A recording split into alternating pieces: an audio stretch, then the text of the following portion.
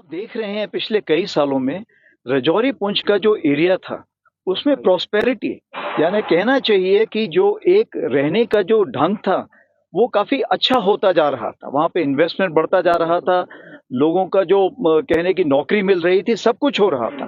तो इस पीस पे प्रॉस्पेरिटी जिसको हम बोलते हैं वो हमारे पड़ोसी देश को भाया नहीं, और इसीलिए उन्होंने कुछ ऐसी कार्रवाई की है जो वहां पे कुछ उन्होंने मिलिटेंट का जो अभी बढ़ावा किया है उस पे हम जबरदस्त कार्रवाई कर रहे हैं।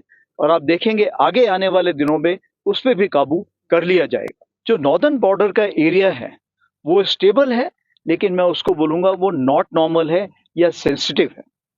वहां पर हमारे 7 ऐसे फ्रिक्शन पॉइंट थे जिसमें 5 हमने सॉल्व कर लिए हैं आपसी बैठक करके, और कुछ जो पॉइंट हैं उसके बारे में अभी बातचीत आगे चल रही है।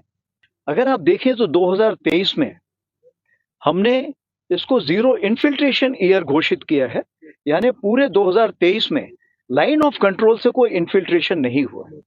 लेकिन फिर भी जैसे आपने सही बोला कि बहुत मिलिटेंट्स हैं जो भी आ रहे हैं।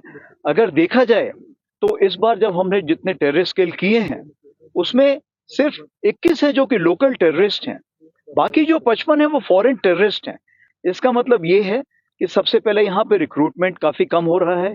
पिछले साल यहाँ पे यानी 2022 में 121 रिक्रूटमेंट माना गया था, इस बार सिर्फ 19 आ गया है। टेररिस्ट का जो यहाँ पे बढ़ावा मिल रहा है उसके अगेंस्ट भी हमने कुछ कार्रवाई की है, और यही कार्रवाई हम 2024 में भी आगे बढ़ाएंगे। 2024 में अगर वहां सिचुएशन देखी जाए तो हमने सबसे पहले देखी कि वहां पे कमियां किस प्रकार की थी। अगर उसमें हम ध्यान दें तो सबसे पहले जो लोकल पॉपुलेशन थी और जो पुलिस थी और या जो मिलिट्री थी, जो उनका आपसी तालमेल जो था उसको बहुत बढ़ाने की जरूरत है। कुछ जो पुलिस के थाने बढ़ाए जा रहे हैं, कुछ और भी वहां पे तादाद में जो हमने रीओरिएंटेशन किया है, उससे क्या होगा, वहां पे जो भी ऐसी कार्रवाई कर रहा है पाकिस्तान उसको हम कंट्रोल कर सकेंगे।